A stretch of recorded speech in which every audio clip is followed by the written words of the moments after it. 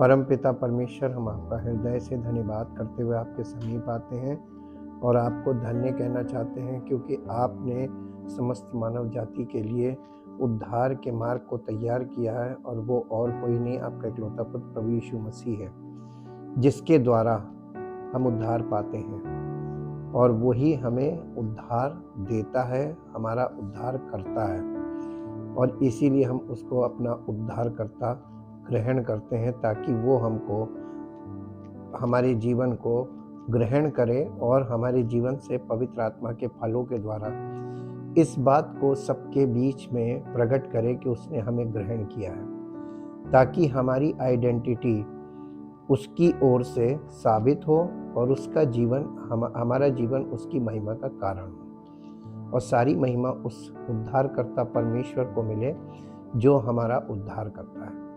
हम अपना समर्पण उसके सामने करके धन्यवाद के साथ आपके पास आते हैं और चाहते हैं कि हम सब उद्धार पाना चाहते हैं।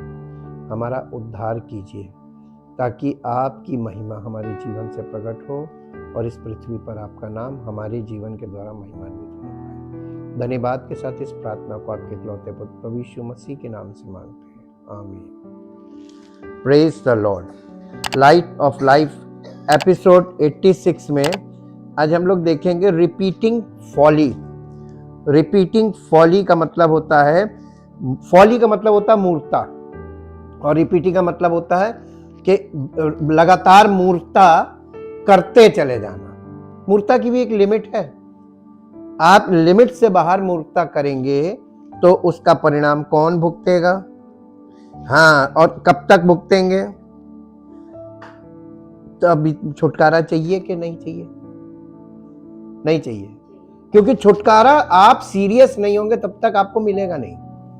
आप जब तक अपने स्वभाव में जो आपकी आदत पड़ी हुई है उस आदत को बनाए रखेंगे तब तक आपको उद्धार नहीं होगा। आपका प्रश्न है कि उद्धारकर्ता उद्धार करेगा ना नहीं करेगा? जब तक आप कदम लिखा हुआ है तुम परमेश्वर की ओर बढ़ो तो वो तुम परमेश्वर के निकट आओ तो वो तुम्हारे निकट आए। पहले किसको आना है? तो आपने अभी पहला ही कदम नहीं उठाया, अब पहला कदम नहीं उठाया तो परमेश्वर तो फिर अपनी जगह स्थिर रहेगा। सूर्य नहीं चलता, पृथ्वी चक्कर काटती सूर्य के, और हम पृथ्वी के वासी हैं, और प्रभु यीशु मसीह हमारा धार्मिकता का सूर्य है। चक्कर किसको काटना है? तो हम उसकी ओर बढ़ेंगे तब वो हमारी ओर बढ़ेगा, वरना जीवन भर बैठे रहो और उद्धार बहुत दूर रहेगा। बेशक इस बात को रिपीटिंग फॉली यानी लगातार मूर्खता करते चले जाना, क्योंकि हमारा स्वभाव है। हम इस चीज को देखेंगे नीति वचन की पुस्तक उसका 26 अध्याय का 11 पद पढ़ दीजिए मेरे लिए, जो आपको मिलेगा। नीति वचन 26 अध्याय का 11 पद, जहां इस प्रकार, जैसे कुत्ता यानी वॉमिट को अपनी, हाँ, वैसे ही देखिए एग्जाम्पल देके बताया जा रहा है। सुनने में बुरा लग रहा है, लेकिन ये एग्जाम्पल है कि जैसे कुत्ता अपनी वॉमिट को बार बार चाटता है, वॉमिट करता फिर उसको चाट लेता है, वैसे ही मूर्ख व्यक्ति मूर्खता को दोहराता रहता है, यानी करता है और फिर उसी मूर्खता को रिपीट करता है, फिर रिपीटेड फॉली। और ये परमेश्वर का वचन, नीति वचन की पुस्तक बुद्धि की किताब है, और बिना बुद्धि के विश्वास नहीं माना जाता है। लोगों के पास अंधविश्वास बहुत है, लेकिन परमेश्वर के प्रति विश्वास, परमेश्वर का वचन के बिना आप ग्रहण ही नहीं कर सकते। विश्वास की परिभाषा भी नहीं मिलेगी आपको। आपके मन में जो बैठा हुआ आप सोचते हैं प्रभु कर देंगे, इतना आसान है। वैसे तो दुनिया में सब लोग अपने अपने मन में बहुत कुछ सोचे बैठे हैं, सबकी क्यों नहीं हो जाती पूरी? इसका मतलब आप जो मन में विचार कर बैठे हैं वो नहीं होगा, और इसीलिए कहते हैं कि परमेश्वर की मर्जी के बिना एक पत्ता नहीं हिलता। तो मर्जी किसकी पूरी होगी? तो कोई सुधरने को तैयार ही नहीं है कि परमेश्वर की मर्जी आपके जीवन में पूरी हो ना। हम अपनी मर्जी लिए बैठे हुए, ये जितने लोग अपने तरीके से परमेश्वर को प्रसन्न करने के लिए जो प्रयास कर रहे हैं, ये अपनी मर्जी मनवाने में लगे हुए हैं। अगर आपको ये सब कुछ करने की जरूरत नहीं, अगर आप परमेश्वर की मर्जी में आएंगे ना, तो आपको उल्टा करना पड़ेगा। आपको हम अपने आप को जांचना पड़ेगा, अपने आप पर ध्यान रखना पड़ेगा, हमसे कोई गलती ना हो। परमेश्वर के वचन पे फोकस करना पड़ेगा कि वचन परमेश्वर का क्या कहता है, क्या चीज उसको नहीं पसंद है, ताकि हम वो ना करें। तो उल्टा चलेगा। अभी आप सब कुछ कर रहे हैं कि परमेश्वर प्रसन्न हो जाए, हमारी मर्जी पूरी कर दे। ये उल्टा है। परमेश्वर आपकी मर्जी कभी नहीं पूरी करेगा। परमेश्वर का वचन हमें परमेश्वर की मर्जी बताता है, और जब हम परमेश्वर की मर्जी में लग जाते हैं ना, अपने आप को उसकी मर्जी में इन्वॉल्व करते हैं, उसको पार्टिसिपेट करते हैं कि परमेश्वर तेरी मर्जी पूरी हो, तब परमेश्वर हमारे जीवन में अपनी सामर्थ्य प्रकट करता है। तो उल्टा चल रहे हैं ना सब लोग, और जब तक उल्टा चलेंगे, जब तक मिट नहीं जाएंगे। क्या आपने कभी सोचा है कि कुछ लोग एक ही तरह की गलतियां बार बार क्यों करते हैं? इससे भी महत्वपूर्ण बात यह है कि जब मैं खुद को देखता हूं तो मैं खुद को बार बार वही गलतियों को क्यों दोहराता हुआ पाता हूं। आप जब अपने आप को देखेंगे ना, आप देखेंगे वही गलती मैं दोहरा रहा हूं लगातार।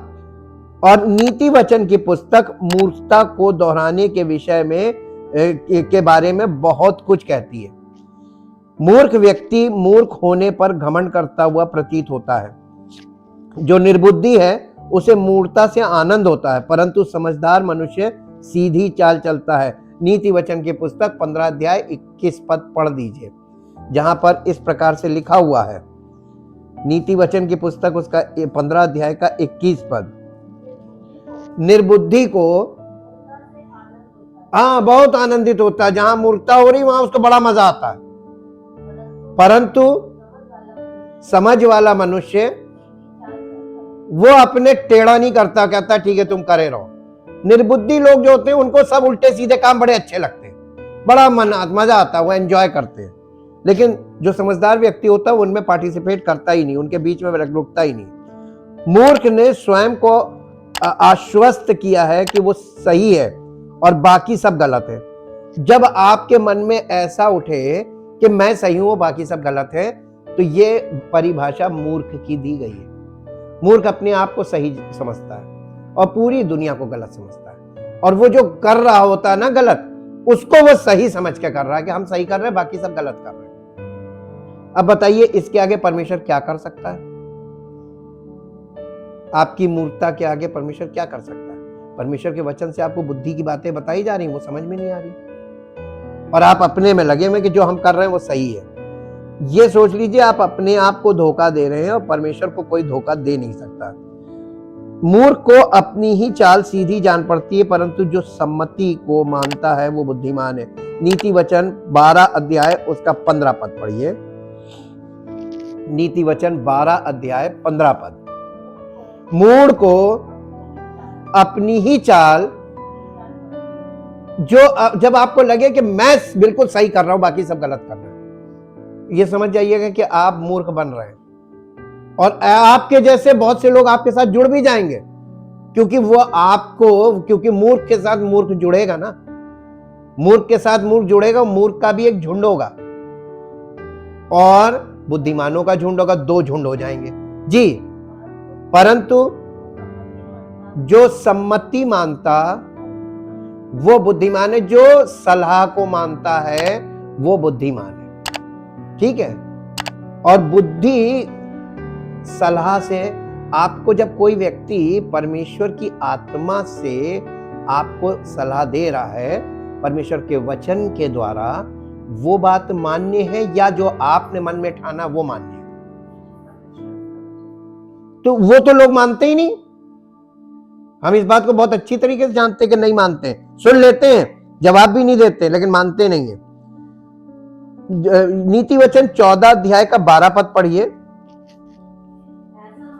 ऐसा मार्ग है जो मनुष्य को ठीक जान पड़ता है, परंतु उसके अंत में मृत्यु मिलती है। हम इसको थोड़ा सा संशोधित करते हैं। ऐसा भी तरीका है जो आपको ठीक सा लगता है कि हाँ ये तरीका सही है, लेकिन उसके अंत में आपको मृत्यु मिलेगी। आपको ये लगता है कि प्रार्थना कर रहे हैं, प्रभु सब कुछ कर देंगे, ये एक मार्ग है, प्रार्थना का मार्ग। आपको लग रहा है बिल्कुल सही है, हम प्रार्थना करते हैं बस प्रभु करेंगे काम, लेकिन अंत में आपको मृत्यु मिलेगी। लिख लीजिए, क्योंकि नीति वचन में लिखा हुआ है। ऐसा भी मार्ग है, यानी ऐसे भी तरीके हैं जो आपको लग रहा है सही है, हम सही चल रहे हैं, लेकिन उसके अंत में मृत्यु मिलेगी, तब आपको पता चलेगा है ये कहां आ गए। जो आपने नहीं सोचा वो आपके साथ तभी होगा जब आप परमेश्वर के वचन के विरुद्ध में कुछ भी करेंगे। आप प्रार्थना भी कर रहे हैं तो वचन के विरोध में कर रहे हैं, अपनी इच्छा पूर्ति के लिए कर रहे हैं, शारीरिक चीजों के लिए कर रहे हैं, और परमेश्वर की मर्जी के विपरीत कर रहे हैं। परमेश्वर की योजना में आप हैं नहीं, परमेश्वर को आप दूर दूर तक जानते नहीं। अब आप बताइए कि आपकी प्रार्थना के अंत में आपको क्या मिलेगा? लिखा है मृत्यु, अनंत मृत्यु, यानी प्रार्थना करते करते भी लोग निपट जाएंगे, किसी को कुछ नहीं मिलेगा। अब हम आपसे ये पूछना चाहते हैं कि आपके पास उद्धार का कौन सा मार्ग है? संसार में जितने तौर तरीके लोग अपना रहे हैं वही आप भी अपना रहे हैं, तो आप तो उद्धार के मार्ग में है ही नहीं, दूर दूर तक आपका लेना देना नहीं, क्योंकि आपने कभी परमेश्वर के वचन को सुना नहीं, पढ़ा नहीं, समझा नहीं, जाना नहीं, और बिना किसी के समझाए आप समझ नहीं सकते। अगर आप सबको परमेश्वर का वचन व्यक्तिगत रूप से समझ में आने वाला होता तो पवित्र आत्मा ना दिया जाता, पवित्र आत्मा से प्रेरित सेवक ना दिए जाते। प्रभु यीशु मसीह ने कलीसिया की स्थापना की और उस कलीसिया में उसने गिफ्टेड लोगों को रखा ताकि पवित्र आत्मा के वरदानों के द्वारा लोगों को वचन के बारे में और परमेश्वर के स्वभाव के बारे में, परमेश्वर की सामर्थ्य के बारे में, परमेश्वर के प्रेम के बारे में, सारी चीजों के बारे में उनको सही तरीके से सही जानकारी दी जाए। इसीलिए तो कलीसिया की स्थापना की और इसीलिए गिफ्टेड सेवक उसने रखे। लेकिन आज के जमाने में सब लोग अपने आप को गिफ्टेड मान रहे हैं, और इस बात का फैसला तो परमेश्वर आपको वचन से देख लीजिए, पवित्र आत्मा के फलों के द्वारा प्रकट होगा कि तुम सच्चे सेवक हो के झूठे हो, सच्चे विश्वासी हो के झूठे विश्वासी हो। आपके जीवन में आज तक पवित्र आत्मा का एक भी फल नहीं आया। इसका मतलब आपकी अभी बॉर्न अगेन हुए ही नहीं, शुरुआत ही नहीं हुई। तो आप कौन से विश्वासी हैं और आप कहां खड़े हैं? वचन के अंदर जाकर देखिए कि आप कहां हैं, और आपकी अभी शुरुआत भी नहीं हुई है और आप बड़ी बड़ी डींगे भी मारते हैं। हालेलुया। परमेश्वर के ये नीति वचन की पुस्तक आंखें खोलने वाली पुस्तक है। जी 14 अध्याय का 12 पद में क्या लिखा था? ऐसा मार्ग है जो मनुष्य को तो ठीक लगता है, ऐसे तरीके हैं जो मनुष्य को लगता है बिल्कुल सही है, परंतु उसके अंत में यानी उसका रिजल्ट मृत्यु है। एक और पद पढ़िए, 14 अध्याय का 16 पद पढ़िए। बुद्धिमान डर कर, अगर कोई व्यक्ति बुद्धिमान है उसकी पहचान क्या मालूम है? वो डरता है, परमेश्वर बहुत नाराज होगा, वो बुराई से भागता दूर। और मूर्ख आदमी जो होता है ना, वो लिबड़ जाता जाके बुराई में। उसकी सोच ही अलग होती है, अरे हम तो मदद करेंगे, वो मदद के नाम पे चला जाएगा। भावनात्मक चीजों को वो कैच करता है, अरे इनकी मदद करनी चाहिए। तुम कौन होते हो मदद करने वाले? उसकी मदद जब परमेश्वर नहीं कर रहा है तो तुम कौन होते हो? आप किसी के भी पीछे खड़े हो जाएंगे, हम तुम्हारी मदद करेंगे। ये वाला भाव जो आपका ना, ये मूर्खता में आता है, जिसे आप जानते नहीं, उसके लिए आप एकदम तैयार हो गए मदद करने के लिए। और मनुष्य एक स्वार्थी प्राणी है, और उसको क्या स्वार्थ है उससे? जरूर कुछ ना कुछ होगा, और वो उसकी मदद के बाद पता चलता है कि इसका स्वार्थ क्या था। बिना स्वार्थ के मनुष्य मदद भी नहीं करता है, और जब कोई मदद की पेशकश करता है तो उसके पीछे स्वार्थ आ जाता है। और परमेश्वर उसको यही बताता है कि तुम्हारे स्वार्थ के कारण तुम करते हो, और इस चीज को लोगों के सामने घमंड करते हो, मैं मदद कर रहा हूं। मदद के नाम पे भी स्वार्थ चल रहा है। परमेश्वर ने हमको ये नहीं कहा मदद करो, मदद करने के लिए उसने नहीं बोला, लेकिन परमेश्वर को जानना सबसे प्राइमरी चीज है। आप परमेश्वर को कितना जानते हैं? बाकी परमेश्वर जिसकी मदद करनी है उसकी करेगा, मददगार भी भेज देगा। इसी के साथ साथ 25 पद पढ़ दीजिए 14 अध्याय का।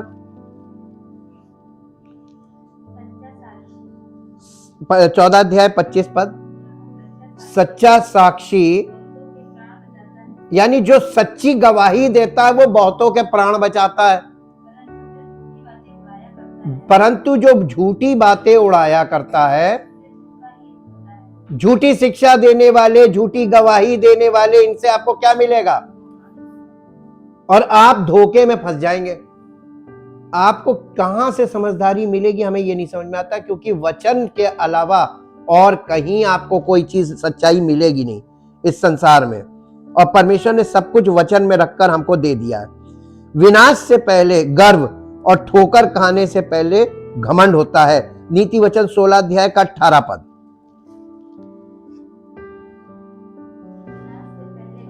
हाँ, जब किसी के अंदर घमंड आ रहा है, समझ जाइए कि विनाश आ रहा उसका। घमंड विनाश को दिखाता है। और ठोकर खाने से पहले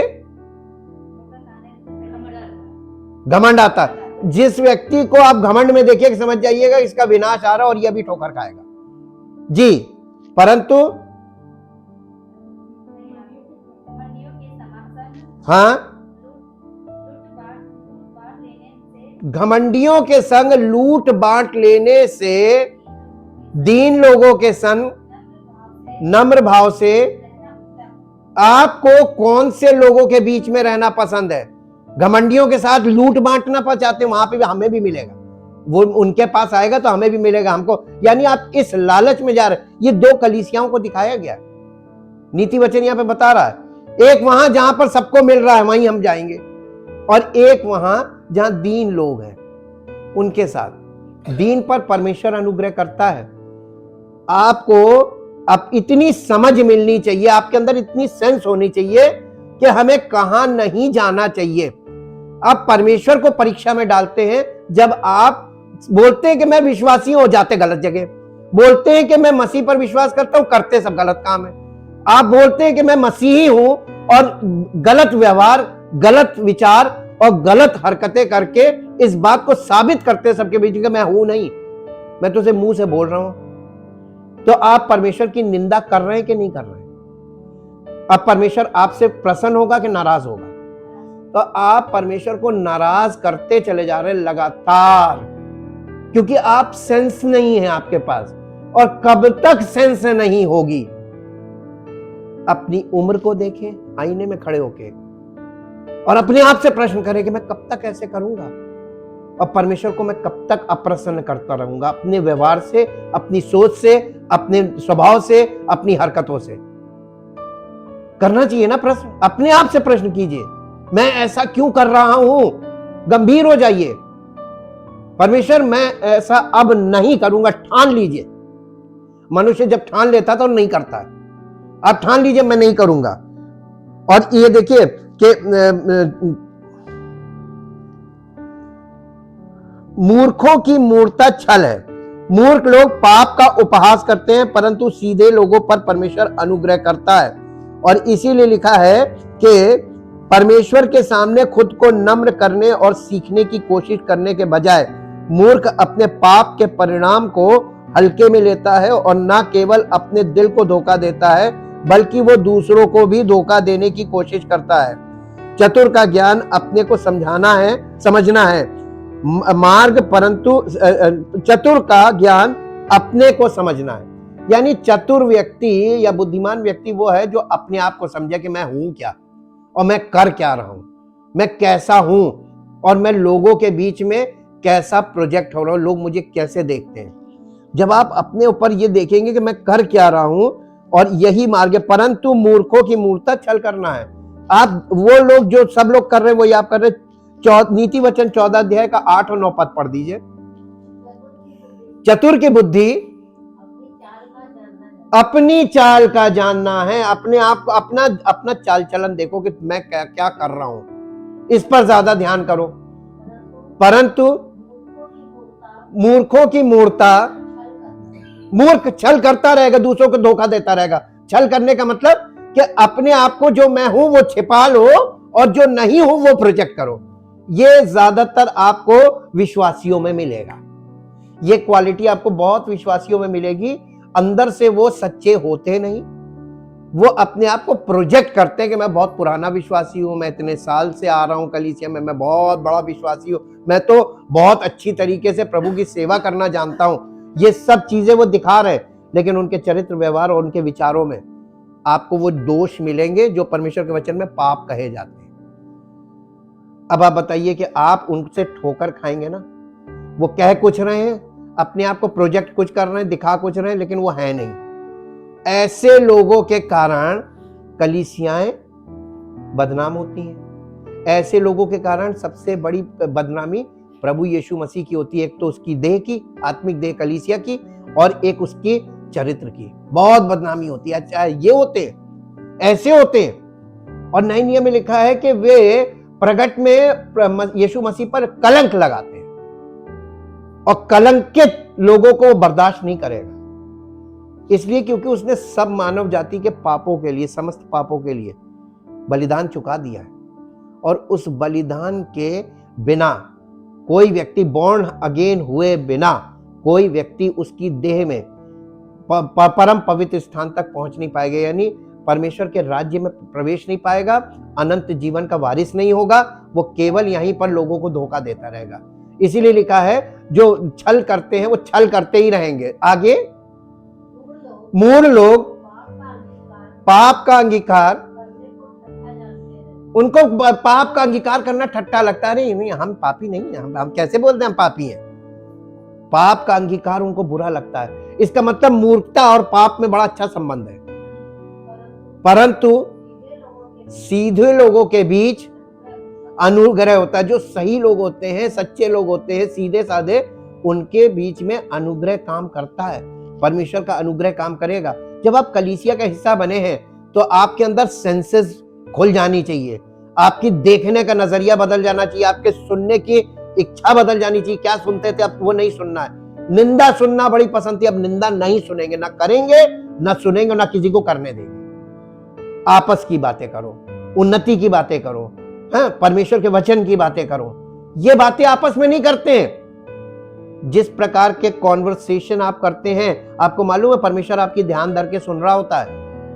वचन में कई जगह लिखा हुआ है कि जब परमेश्वर पे भरोसा रखने वाले, परमेश्वर के विश्वासी लोग जब बैठकर बातें करते हैं तो परमेश्वर उनकी सुनता है, और उसी समय आपके जीवन में मुसीबतें आने लगेंगी, क्योंकि आप बैठकर जिस तरीके की बातें कर रहे हैं, ये बातें नहीं करनी चाहिए। वचन की बातें करो, परमेश्वर से संबंधित बातें करो, गवाहियां दो आपस में कि प्रभु ये काम कर रहा है, प्रभु ने मुझे संभाला। नहीं, वो सब कुछ नहीं। हम लोग अपनी वही शुरू कर देते, आदत पड़ गई ना। छोड़ेंगे कि नहीं छोड़ेंगे? हमें परमेश्वर पे पूरा भरोसा है कि अगर मैंने छोड़ा है तो इसका रिजल्ट परमेश्वर ने मुझे दिया। अगर आप छोड़ेंगे तो रिजल्ट आपको मिलेगा, नहीं छोड़ेंगे तो नहीं मिलेगा। एक घंटे बैठकर दिखावा करना कि हम प्रार्थना कर रहे हैं, उससे अच्छा है आप अपने अंदर झांक के देखिए, ये चीज मेरे जीवन में, ये मैं आज से इसको त्यागूंगा। प्रतिदिन ये काम करना है, प्रतिदिन।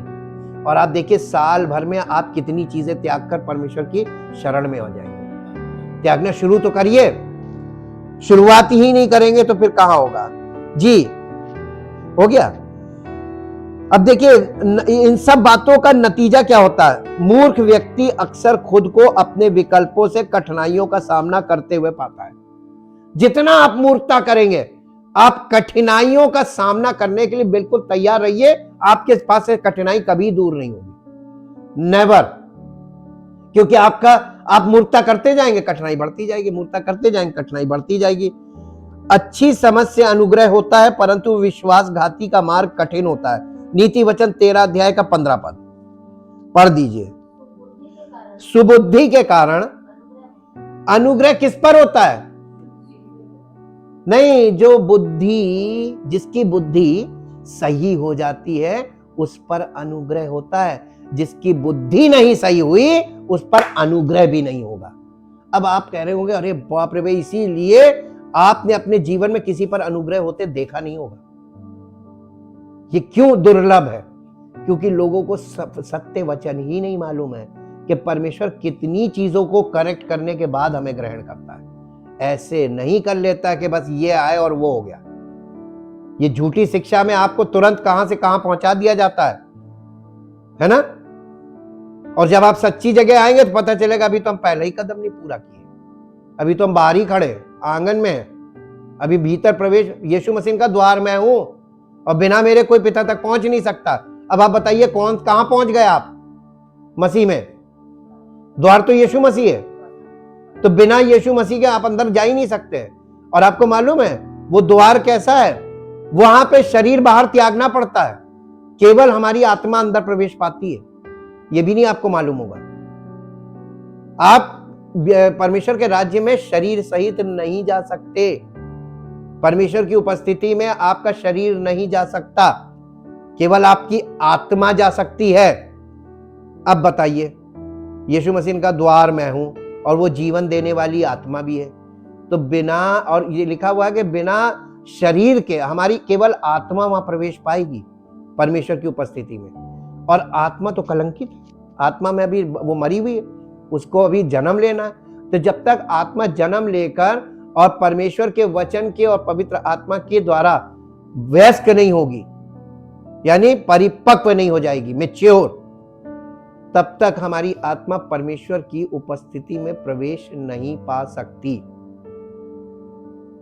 अब पुराने नियम का एक एग्जांपल दे दें। महायाजक केवल एक होता था और साल में एक बार वो परमेश्वर की परम पवित्र स्थान में यानी परमेश्वर की उपस्थिति में प्रवेश पाता था। जितने भी महायाजक हुए एक भी जिंदा बाहर नहीं आया। क्यों? क्योंकि शरीर में प्रवेश किया, और वहां प्रवेश आत्मा में चाहिए, आत्मा में किसी ने प्रवेश नहीं किया। और एक लास्ट वाला जो था यूहन्ना बपतिस्मा देने वाले का पिता यानी जकरिया, वो जीवित तो आया लेकिन गूंगा आया। इसके बाद से महायाजक वाला काम खत्म हो गया। अब तो एक ही महायाजक है, वो कौन है? यीशु मसीह कैसे परमेश्वर के उपस्थिति में प्रवेश पाया? मृत्यु के बाद शरीर के वो पुनरुत्थान पाके, पुनरुत्थान की देह में वो परमेश्वर की उपस्थिति में प्रवेश पा गया, देह सहित। यानी वो पुनरुत्थान की देह, वो वाली देह नहीं थी, हमारी बायोलॉजिकल बॉडी नहीं थी, वो रेजरेक्टेड बॉडी थी, महिमामय देह। और उस देह में उसने वहां पे, वैसे ही हम भी प्रभु यीशु मसीह के द्वारा इस शरीर के नहीं, हमारी आत्मा को महिमामय देह दी जाएगी और उस देह में हम प्रवेश पाएंगे। इसलिए यीशु मसीह को छोड़ कोई उद्धार करता है ही नहीं। सारी दुनिया की पुस्तकें पढ़ लीजिए, जब तक आपके दिमाग से सारे फितूर ना निकल जाएं, तब तक आप परमेश्वर पे भरोसा नहीं कर पाएंगे। ये भरोसा वो चंद बातें सुन के भरोसा करने वाली नहीं है, ये तो रिसर्च है। आपकी रिसर्च जब तक पूरी नहीं होगी आप संतुष्ट नहीं होंगे और ना आप उस पर भरोसा कर पाएंगे। ये तो बहुत दूर की चीज है। आप छोटी छोटी बातों में परमेश्वर पे भरोसा नहीं करते तो बड़ी चीजें छोड़ दीजिए। उद्धार बहुत बड़ी चीज है। आप छोटी छोटी बातों में भी भरोसा नहीं करते, रोज आपको वचन दिया जा रहा है, उस वचन को ही आप मानना शुरू कर दीजिए, शुरुआत हो जाएगी और बहुत जल्दी आप बॉर्न अगेन हो जाएंगे। ये हम आपको बॉर्न अगेन के लिए तैयार कर रहे हैं। अच्छी समझ से अनुग्रह होता है, परंतु विश्वासघाती का मार्ग कठिन होता है। हाँ जी, कड़ा होता है। यानी बहुत जो विश्वासघाती लोग होते हैं इनका मार्ग बहुत कठिन हो जाता है, आपके लिए बहुत कठिन होगा। पौलुस से परमेश्वर ने कहा, पौलुस से यीशु मसीह ने कहा कि पैने पे लात मारना तेरे लिए कठिन होगा। पैने का मतलब समझते हैं? धारदार हथियार के ऊपर लात मारोगे तो क्या होगा? बहुत कठिन होगा, तुम्हारे लिए बहुत कठिन होगा। इसलिए धारदार चीज से टक्कर ना लो। परमेश्वर तलवार की तरह है, वचन उसका तलवार है। जब तुम वचन का विरोध करोगे इसी से कट जाओगे। इस पे लात मारना है, वचन को रिजेक्ट करना, परमेश्वर के वचन को रिजेक्ट करना, धारदार चीज पे लात मारना है। परमेश्वर की योजना को रिजेक्ट करना, धारदार चीज पे लात मारना है। और इतना पाइना है कि तुम्हारा पैर पूरा घायल हो जाएगा। बहुत सावधान हो जाएं और परमेश्वर की बातों को परमेश्वर के नजरिए से देखना शुरू करें। नीति वचन उसका 26 अध्याय और उसका 3 पद पढ़िए। घोड़े के लिए कोड़ा और गधे के लिए लगाम और मूर्खों की पीठ के लिए। अब आपको क्या चीज चाहिए? घोड़े के लिए कोड़ा, गधे के लिए और मूर्खों की पीठ के लिए। और बच्चा, जब छोटा बच्चा घर में होता है ना, वो छोटा बच्चा मूर्ख की श्रेणी में क्यों आता है? उसको सही गलत मालूम नहीं, तो उसको सिखाया जाता है, तो प्यार से सिखाया जाता है कि छड़ी लगती है। बिना छड़ी के उसको आप डिसिप्लिन नहीं सिखा पाएंगे। आपको छड़ी नहीं लगी और आपने अपने बच्चे को छड़ी नहीं लगाई और फिर उसके बच्चे को भी छड़ी नहीं लगाई, ऐसे घरों में जाके देखिए क्या आज हाल है। छड़ी का बहुत बड़ा रोल है हमारे जीवन में, और परमेश्वर भी यानी सफरिंग्स जो है वो एक छड़ी की तरह है, परमेश्वर की मार, और वो इतनी भयानक होती है कि बड़े बड़े सुधर गए, बड़े बड़े सुधर गए। वो ऐसी परिस्थिति में डाल के आपको रख देगा ना कि जब तक आप सुधरोगे नहीं, निकल नहीं सकते। और इसलिए नीति वचन बुद्धि की बात बताता है कि तुम कब तक ऐंठे रहोगे, कब तक ऐसे टेढ़े बने रहोगे, कब तक मूर्ख बने रहोगे, कब तक लोगों की बातों में फंसते रहोगे, कब तक? तुम्हारे पास सेंस नहीं है क्या? अगर नहीं है तो परमेश्वर से मांगो, सेंस भी देगा। वचन हमें सेंस देता है। परमेश्वर के वचन से अगर आपको सेंस नहीं मिली, सेंस का मतलब समझते हैं? किसी चीज को आंखों का नजरिया, आपका जो चीज जिस नजरिए से उन्होंने बोल दिया कि ऐसा है, आप भी कह रहे हैं ऐसा है। अरे आप उसकी बात को, आप उसके नजरिए को कैसे ग्रहण कर रहे हैं? आप पवित्र आत्मा के नजरिए से देखिए, परमेश्वर के नजरिए से कि परमेश्वर क्या दिखा रहा है आपको, तब आपको पता चलेगा अच्छा ये चीज गलत है परमेश्वर की दृष्टिकोण में, और संसार के लोग इसको बहुत अच्छा कह रहे हैं लेकिन परमेश्वर की दृष्टि में गलत है। अब आप बताइए, परमेश्वर की दृष्टि में गलत है तो छोड़नी चाहिए, या संसार उसको ग्रहण कर रहा है, आपको भी ग्रहण करनी चाहिए?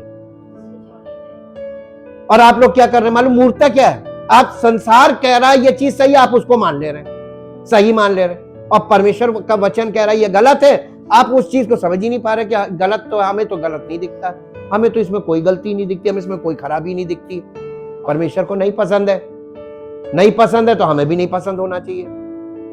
परमेश्वर की पसंद हमारी पसंद, उसकी नापसंद हमारी नापसंद होनी चाहिए। जिस दिन ये वाली चीज हो गई ना, उस दिन आपके जीवन में बिल्कुल उल्टा हो जाएगा।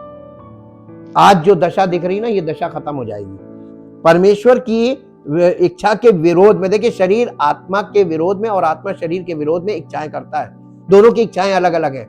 हम अपनी इच्छा के कारण फंसते हैं। प्रत्येक मनुष्य अपनी अभिलाषा के द्वारा खींचकर फंसकर, और फिर कहता परमेश्वर हमारी परीक्षा कर रहे हैं। परमेश्वर कभी किसी करता ही नहीं। कल पता चल गया ना। अब दोबारा कभी मत कहिए कि परमेश्वर परीक्षा ले रहे हैं, वो लेता ही नहीं किसी की परीक्षा। उसके पास बड़े बड़े एग्जामिनर हैं, वो छोड़ देता है। हाँ, वो नहीं, वो छोड़ देता है। बहुत है, परिस्थितियां भी एग्जामिन करती हैं। ऐसी परिस्थिति में डाल दिया कि जाओ बेटा, जब यहां से निकल लेना तब मुझसे आके बात कर लेना। मूर्ख की पीठ के लिए सोटा होता है। और इसी के साथ इसके अलावा पवित्र शास्त्र कहता है ठट्टा करने वालों के लिए दंड, और मूर्खों की पीठ के लिए, पीठ पर मार के लिए तैयार है। नीति वचन 19 अध्याय का 29 पद पढ़ दीजिए। ठट्टा करने वालों के लिए दंड ठहराया जाता है, जो हर बात को हंसी में उड़ा देते हैं। वचन को भी ऐसे यार दिखा है, हम तो बहुत दिनों से सुन रहे हैं, ऐसा कुछ है नहीं। ये ठट्टा करना है। ठट्टा करने वालों के लिए दंड ठहराया जाता है, और मूर्खों की पीठ के लिए। अब यहां पापी तो वर्ड नहीं आ रहा ना, अब आपको ज्यादा बुरा नहीं लग रहा होगा। आपको लगता है कि हमको पापी पापी पापी पापी बता रहे हैं, तो आज लो, पापी का दूसरा नाम है मूर्ख। अगर आप मूर्ख हैं तो आप पापी जो है वो बहुत सबसे बड़ा मूर्ख होता है, क्योंकि अगर वो मूर्ख ना होता तो पाप नहीं कर रहा होता। बहुत जल्दी समझ में आ जाता कि ये गलत है ना। तो पाप का जो दूसरा रूप है मूर्खता, ये बहुत भयानक चीज है जी। समझ में आ गया? मूर्ख की पीठ के लिए बार बार क्या आ रहा है आपको मालूम है? एक होता है लगाम, घोड़ों के लगाम लगाई जाती है उसको वश में करने के लिए, ताकि उसकी बॉडी को उसके अपने मन मुताबिक घुमाया जाए। ठीक इसी प्रकार से जब कोई जैसे सांड वगैरह होते हैं उनको लगाम नहीं लगाई जाती है, उनके लिए छड़ी भी नहीं होती है, नकेल नाक में। और परमेश्वर दोनों ही चीजों को करना जानता, लगाम भी लगाना जानता और नकेल भी। लगाम लगाई जाती है जिसको हम अपने वश में रख कर इस्तेमाल करें, और नकेल जिसको हम बांध दे खूंटे से ले जाके कि हिल ना पाए। नकेल बंधुआई में ले जाने हैं और लगाम उसका इस्तेमाल करना। जब परमेश्वर किसी को अपनी सेवकाई के लिए चुनता है तो उसकी जबान में लगाम लगा लेता है। और पवित्र आत्मा मालूम जबान के रूप में क्यों दिया गया है? लगाम है, ये लगाम है परमेश्वर की। होली स्पिरिट लगाम है, और ये लगाम बहुत जल्दी किसी के जीवन में काबू नहीं करे, क्योंकि जब तक हम सरेंडर नहीं करेंगे ये लगाम नहीं लगेगी, तब तक प्रभु आपको इस्तेमाल नहीं करेगा बिल्कुल। क्योंकि यहां से परमेश्वर की जो मेन सेवकाई है वो मुंह से है, जबान से है, लेकिन जबान पे जो शब्द आ रहा है वो यहां से आ रहा है। पवित्र आत्मा यहां बैठा हुआ है, और पवित्र आत्मा की उपस्थिति से ही आपकी जबान चल रही है। नहीं तो आपकी फिजिकली जब जबान चलेगी तो बहुत भयानक चलेगी, लेकिन पवित्र आत्मा के कंट्रोल में चलेगी तो बिल्कुल अलग चलेगी। और इसलिए ये जबान जो है ये परमेश्वर के वश में हो जाने से, लगाम का मतलब परमेश्वर के वश में हो गए पवित्र आत्मा के। लेकिन नकेल किसी को काबू करने के लिए होती है ना, विद्रोह को काबू करने के लिए नकेल लगाई जाती है। नकेल का मतलब सजा है, बांध के लगा दिया, खींचोगे बेटा, जितना तनाव दोगे तुम्हारी नाक नोचेगी। जानवर की नाक नोचती उससे, उसके दर्द होता है, ये बड़ा नाजुक अंग होता है। तो देखिए ऊपर नीचे है, जबान में या तो लगाम लगेगी या नकेल लगेगी। अब आप क्या चीज लगाना चाहते हैं, आप चुनाव कर लीजिए कि मुझे ये लगा दो प्रभु, या तो लगाम लगेगी या नकेल लगेगी। मैं बहुत मोटा मोटा बताता हूं, उसको फिर बारीक में ले जाके दिखाता हूं।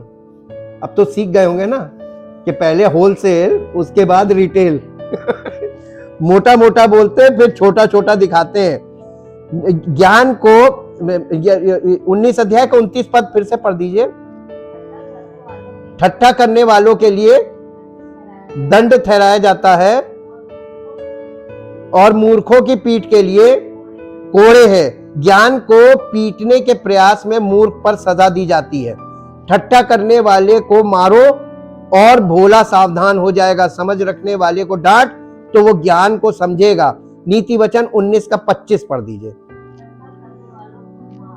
है क्या लिखा है? ठट्ठा करने वालों को भाई हाथ की मार नहीं तो मुंह की मार, है ना। शब्दों की मार तो काम करनी चाहिए बड़े लोगों में। ठट्ठा करने वाले को मार। मालूम, जब आप किसी गलत व्यक्ति को प्रताड़ित करते हैं सबके सामने, तो उससे जो मूर्ख बैठे होते हैं या जो दूसरे लोग होते हैं ना, वो दोबारा गलती नहीं करेंगे। उन्हें मालूम है कि इसको डांट पड़ी, हमें इससे भी पड़ी। खुल के डांटना बहुत अच्छी बात है। खुली डांट गुप्त प्रेम से उत्तम है। अब गुप्त में प्यार करते रहे, करने दो करने दो करने दो, हमें क्या जाता है, हमें अपने आप ही नहीं। कोई बर्बाद हो आगे जाके तुम्हारे संपर्क में आया, उसको खुल के डांटो। खुली डांट गुप्त प्रेम से उत्तम है, नीति वचन में लिखा हुआ है। तो हम खुल के डांटते हैं, ये नहीं कि हम दिल में प्यार करते हैं, अरे नहीं बुरा मान जाएगा, अरे बुरा मान जाएगा, वो बुरा आदमी बन जाएगा अगर डांटेंगे नहीं तो, और उसके कारण और लोग भी गलत करने लगेंगे।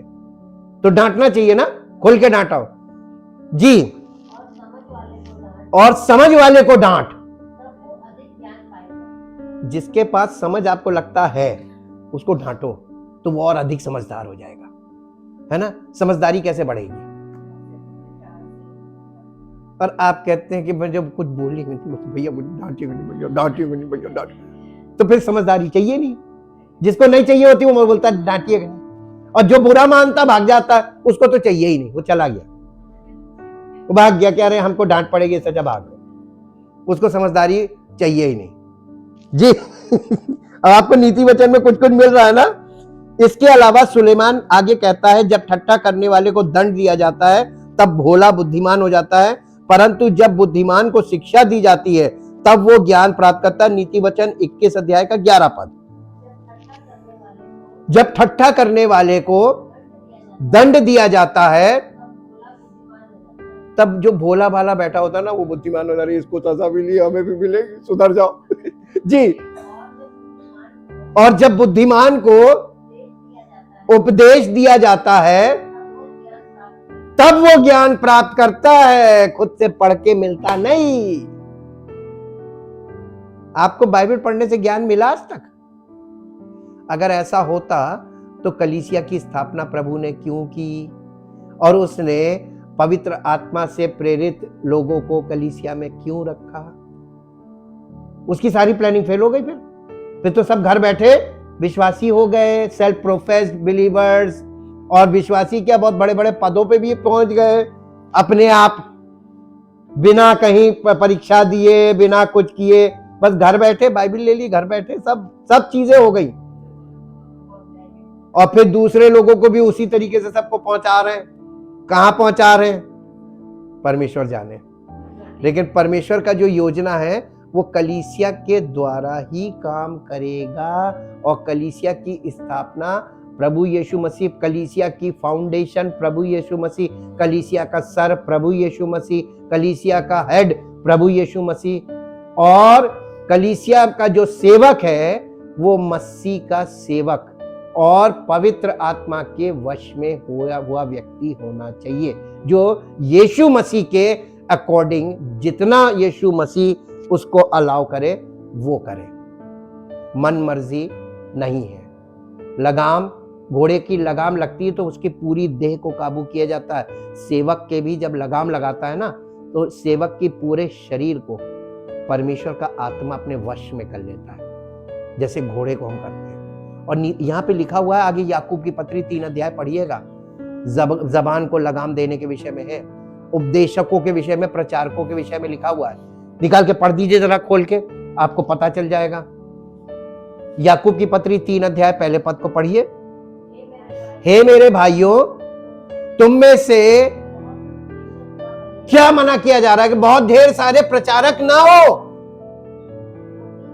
क्योंकि जानते हो कि हम उपदेशक ज्यादा दोषी कौन ठहरेगा।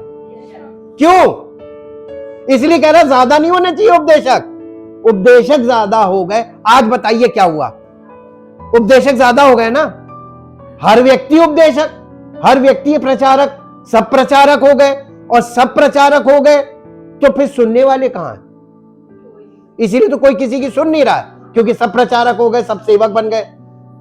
हम ज्यादा दोषी ठहरेंगे आगे, इसलिए कि हम सब बहुत बार काहे में चूक जाते हैं, बोलने में। जो कोई बोलने में, जो कोई वचन में नहीं चूकता। अब बताइए कि इतने प्रचारकों में सिद्ध आपको कोई दिखा? क्यों? जो वचन में नहीं चूकता वही सिद्ध मनुष्य है। सिद्ध मनुष्य ढूंढ लो पहले जाके, दुर्लभ चीज है। आपको उपदेशक बहुत मिलेंगे, रास्ता चलते उपदेशक, सब एक दूसरे को उपदेश दे रहे, कोई सीखने वाला नहीं, सब सिखाने वाले बन गए। और हम उपदेशक ज्यादा आगे पढ़िए, देखिए एक एग्जाम्पल दिया, बहुत ये दृष्टांत है। नहीं, जो कोई वचन में नहीं चूकता वही तो सिद्ध मनुष्य है, और सारी देह पर भी लगाम लगा सकता। सिद्ध मनुष्य अपनी पूरी देह को वश में रख सकता है। इसीलिए लिखा है भविष्यवक्ता की आत्मा भविष्यवक्ता के वश में। जी, जब हम, देखिए एग्जाम्पल आ गया, जब हम अपने वश में करने के लिए घोड़ों के मुंह में लगाम लगाते हैं तो हम उसकी सारी देह को भी घुमा सकते हैं। देखो, जहाज भी, यद्यपि ऐसे बड़े बड़े जहाज होते हैं जो प्रचंड वायु से चलाए जाते हैं, तो भी एक छोटी सी पतवार के द्वारा माझी की इच्छा के अनुसार घुमाए जाते हैं। बड़े बड़े जहाजों को जब हवा से चलते थे जिस समय में, उस समय में उनको घुमाने के लिए पतवार होती थी, और पतवार के सहारे ही वो घुमाए जाते थे, छोटी होती थी पतवार। आगे पढ़ दीजिए। वैसे ही ये छोटा सा एक अंग है और ये जबान जो है ये बड़ी बड़ी डींगे मारती है। देखो, थोड़ी सी आग से कितने बड़े वन में आग लग जाती है, एक छोटी सी चिंगारी से। जी, जीभ भी, अब इसमें अपवित्र अग्नि भी है, और पवित्र अग्नि तो तब होगी जब ये पवित्र आत्मा के वश में होगी। अब आपके जबान में कौन सी अग्नि है अगर पवित्र आत्मा नहीं है? ना, पढ़िए। ये जीभ भी एक हमारे अंगों में अधर्म का एक लोक है, पूरा एक संसार है अधर्म का जबान में। जी, और सारी देह पर, आपकी देह पे कलंक कौन लगाता है? दूसरे की देह पे कलंक कौन लगाता है? ये बस 2 मिनट लगता है इसको कलंक लगाने में। जी, और जीवन गति में आग लगा देती है। और नरक कुंड की, आपकी जबान पे क्या चीज है? कौन सी आग है? नरक की आग है। आज संसार में कौन सी आग दिख रही है? घर घर कौन सी आग चल रही है? रिश्तों में कौन सी आग चल रही है? कलीसियाओं में लोग विश्वासियों में कौन सी आग चल रही है? नरक कुंड की अग्नि से जलती रहती है। जी, क्योंकि हर प्रकार के वन, पशु, पक्षी और रेंगने वाले जंतु और जलचर को तो मनुष्य जाति के वश में हो सकते हैं और हो भी गए हैं, पर जीव को मनुष्यों में से, अब आइए आप, क्या आप अपनी जबान को वश में कर सकते हैं? और ये नरक की आग से जल रही है। अब आप बताइए कि इससे छुटकारा कैसे हो? आज हम दूसरे तरीके से आपको सुसमाचार बता रहे हैं। आपकी जबान में क्या है? कौन सी आग है? पता कैसे चलता है? जहां आप जाएंगे 2 बात बोलेंगे, देखिए झंझट हो जाएगी, आपकी बोली बर्दाश्त नहीं है। आप अपने बच्चों को बोल के देखिए, वो भी नहीं बर्दाश्त करेंगे, बवाल हो जाएगा, कोई आपकी बात सहन नहीं कर रहा। क्यों? कौन सी आग है मुंह में? नरक की आग। जब पवित्र आत्मा की अग्नि उतरती है, जब चेलों पे उतरी थी तो उन पे आग ही तो उतरी थी। आग किसी फटती हुई जमाने और सब पे आके ठहर गई थी और वो खड़े होके बोलने लगे। तब क्या हुआ? 3000 लोग एक दिन में मसीह में आ गए। काहे? स्वर्गीय आग, स्वर्ग की आग और नरक की आग। जब तक हमारे जीवन में पवित्र आत्मा का लगाम नहीं आती है, तब तक हमारा शरीर भी हमारे वश में नहीं है, जबान भी वश में नहीं है, और नरक की अग्नि है, जहां जाएंगे बवाल होना। इसलिए यीशु मसीह ने अपने चेलों को मना किया था कि चले मत जाना, मेरी गवाही देने भी मत जाना, पिट जाओगे और कोई सुनेगा नहीं। कहीं ये गलती तो नहीं करते हैं? करके देखिएगा, इसका नतीजा आपको बहुत भयानक मिलेगा। और मूर्ख की पीठ के लिए छड़ी है ना, अगर आपने ये वाली मूर्खता की तो आपके साथ बहुत बुरा बर्ताव होगा बाद में, ना कि ये प्रभु के नाम से पीट गया, उसने कहा ही नहीं आपको जाने को। जो व्यक्ति अभी जन्म ही नहीं हुआ, आत्मिक जन्म नहीं हुआ और आत्मिक तौर पे वो वयस्क नहीं हुआ, परिपक्व नहीं हुआ, प्रिपेयर नहीं हुआ, वो जाके दूसरों को क्या देगा? शारीरिक सेवा नहीं है। परमेश्वर की सेवा परमेश्वर की योजना और इच्छा के अनुसार होनी चाहिए। आप अब इस नजरिए से जब परमेश्वर के वचन को देखेंगे ना, तब आपको पता चलेगा कि हमने तो शुरुआत भी नहीं की, अभी हम इस लायक ही नहीं है। जी, अब इसको घर में पढ़ के देखिएगा, हम इसमें आगे बढ़ते हैं। हालांकि अक्सर अपनी गलतियों से सीखने के बजाय मूर्ख उन्हें दोहराता रहता है। चाहे तो मूर्ख को ओखली में कुचले हुए अनाज के साथ मूसल से पीसता हो तो भी उसकी मूर्खता कभी नहीं छूटती। नीति वचन 27 अध्याय का 22 पद। हम आपको नीति वचन में ही आज दिखा रहे हैं। पूरा नीति वचन चाहे तू मूर्ख को अनाज के बीच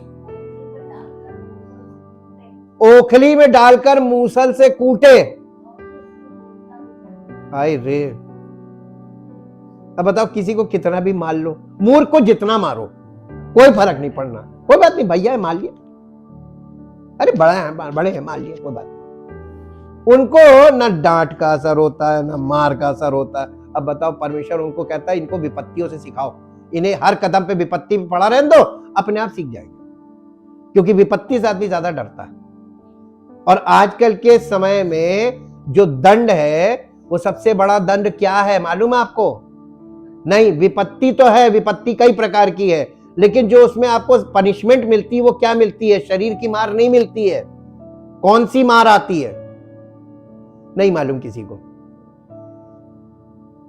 ले किसी को नहीं मालूम है? नहीं, मार कौन सी पड़ती है? काहे की मार पड़ती है? एक शरीर की मार होती है, डंडे से मार दिया, थोड़ी सी शरीर में चोट लग गई, भाग गए, कोई असर नहीं, थोड़ी देर बाद सहला लिया, ठीक। नहीं, आज के जमाने में आप विपत्ति में पड़ते हैं तो आपको सबसे बड़ी मार काहे की पड़ती है?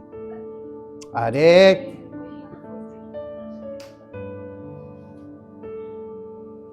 हमें नहीं लग रहा था कि आप लोग इतना ज्यादा आउटडेटेड है कि अपडेट करने के लिए हर चीज बच्चे की तरह मैं ही बोलूं। आप जब सड़क पे गलत चलते हैं तो आपको क्या दंड दिया जाता है? ले अभी भी नहीं समझ में आया। नहीं जी, काहे की मार पड़ रही है? शरीर की मार से ज्यादा इंपॉर्टेंट पैसे की मार है। आज के युग में आपको जब कोई भी गलती कीजिए दंड आपको देना, और दंड क्या है मालूम? क्यों? ये नीति वचन में अभी जो पढ़ा गया, इसलिए गवर्नमेंट को भी मालूम है कि मूर्ख आदमी, गलत करने वाले को आप कितना भी मार लो वो छोड़ेगा नहीं, वो करता रहेगा, है ना? कितना भी मारो, कितना भी डांटो, कितना भी समझाओ, वो करता रहेगा। सबसे बढ़िया उसको दंड दो, काहेगा? तब उसके अंदर डर आएगा। अब की बार हुआ तो बस जेब खाली, अब पैसे भी नहीं, अब की तो अंदर डाल दिए जाएंगे। तो आर्थिक दंड आज के युग में सबसे बड़ी मार क्या है? पैसे की मार। आप चाहते हैं कि पैसे पर प्रभु पैसा दे, तो नहीं, पहले मार लो। तुम हुक्म तो मानते नहीं हो, तुम्हारी आदत छूटेगी नहीं, तुम ऐसे ही रहोगे, जब तक ऐसे ही रहोगे आर्थिक दंड। अब आप बताइए कितने लोग इस दंड में हैं? वो तब तक रहेंगे जब तक वो बुद्धिमान नहीं हो जाएंगे। अब समझ में आया? अब बहुत जल्दी सुसमाचार समझ में आएगा। हाँ प्रभु, हम तो अभी तक मूर्ख बने रहे और देखो आर्थिक दंड में फंसे हुए, निकल ही नहीं पा रहे, खसक खसा के एक गड्ढा पूरा नहीं होता, दूसरा गड्ढा पड़ा। निकलना चाहते बुद्धिमानी, इसका दूसरा कोई रास्ता ही नहीं है। जैसे जैसे बुद्धिमान होगे निकलने लगोगे, और जब तक निर्बुद्धि रहोगे उसी में पड़े। ये परमेश्वर ने ऐसा निजाम बनाया क्योंकि इनको निकलना उचित नहीं है। निकलेंगे फिर दोबारा बड़ा गड्ढा कर देंगे, तो इन्हें पड़ा रहने दो। ये दंड में रहेंगे, और जब तक दंड में रहेंगे जब तक ये सुधर नहीं जाएंगे। अब आपको खुद विचार करना है कि आपको सुधरना है कि निकलना है। सुधरेंगे तभी निकलेंगे। प्रभु आप पर अनुग्रह कब करेगा? जब अपनी विचारधारा को बदलेंगे। नहीं प्रभु अब तौबा करते हैं, अब नहीं लेंगे। जब तक आप कहेंगे अभी ये निपट जाए, बच्चे फिर तैयार आ जाए, ये निपट गया और लो, हैं? अरे ये तो जीवन है ही ऐसा जी। उसकी मूर्ख व्यक्ति अक्सर अपना बचाव करना जारी रखता है और उन सभी से खुद को अलग कर लेता है जो उसकी मदद करने की कोशिश करते हैं। जो बार बार डांटे जाने पर भी हट करता है, वो अचानक नाश हो जाएगा और उसका कोई उपाय उसके काम नहीं आएगा। नीति वचन 29 अध्याय का पहला पद। नीति वचन 29 अध्याय का पहला पद। जो बार बार डांटे जाने पर भी जिद करता है कि हम वही करेंगे, उसको मौका नहीं मिलेगा समझने का, और आपकी कोई युक्ति कोई उपाय काम नहीं आएगा, अचानक नष्ट हो जाएगा। कब तक करेंगे? डांटने वाला भी थक जाता, फिर डांटना छोड़ देता, अरे छोड़ो इसकी तो आदत पड़ेगी। जिसकी जैसी आदत है उसको छोड़ दो। परमेश्वर ने सबको सबके मन पे छोड़ दिया है, करन दो, सब अपने आप निपटेंगे। अब बताइए दुनिया उद्धार पा रही है कि निपट रही है? हम भी तो हैं उसमें। क्या हमें उद्धार मिला? आप कलीसिया में आ गए फिर भी उद्धार नहीं मिला, क्योंकि आपने कलीसिया में प्रभु के से प्रेम नहीं किया, प्रभु पे मन नहीं लगाया। यहां पर भी आप वही शारीरिक अभिलाषाओं को लेकर बैठे, मेरे ये दे दे, मुझे ये दे दे, मुझे ये दे दे, ये करने आए। अब आपको समझ में आ रहा है ना? नया नियम इन सब बातों का निचोड़ है। ये यहाँ पे जो लिखा है बिल्कुल परफेक्ट है। ये महाबुद्धिमान व्यक्ति ने लिखा, इसके बराबर कोई बुद्धिमान आज तक है नहीं। सुलेमान आगे कहता है, जो मनुष्य अपने आप को अलग कर लेता है वो अपनी ही लालसा का खोजी होता है, वो सब प्रकार की बुद्धि के न्याय पर क्रोध करता है। नीति वचन 18 अध्याय 1 पद।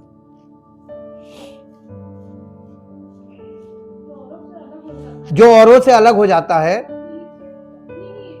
वो अपनी ही इच्छा पूरी करने के लिए, जब कलीसिया से कोई निकलकर अपना वो कुछ करने लगता है, वो अपनी इच्छा पूरी करने के लिए ऐसा करता है। नीति वचन में हर चीज दिखाई गई है, आप देख सकते हैं, सेंस है ये छठी सेंस हमको मिलती है यहां से। जो मनुष्य अपने नहीं, भले ही मूर्ख अपने स्वयं के कार्यों के परिणाम भुगत रहे, वे अक्सर परमेश्वर के विरुद्ध हो जाते हैं और उन्हें अपने स्वयं के लिए किए गए दुखों के लिए दोषी ठहराते हैं। मनुष्य की मूर्खता उसकी चाल को टेढ़ी कर देती है और उसका मन यहोवा के विरुद्ध चिढ़ता है। नीति वचन 19 अध्याय का 3 पद कल पढ़ा था। ये मूर्खता के कारण मनुष्य का मार्ग टेढ़ा होता है और वो मन ही मन चिढ़ने लगता, अपना मार्ग सीधा नहीं करता, वो यहोवा से चिढ़ने लगता। प्रभु नहीं चाहता, प्रभु मुझे आशीष नहीं देता, प्रभु मुझसे नाराज है, प्रभु मेरी परीक्षा कर, ये सब फालतू बातें सोचता बोलता रहता है।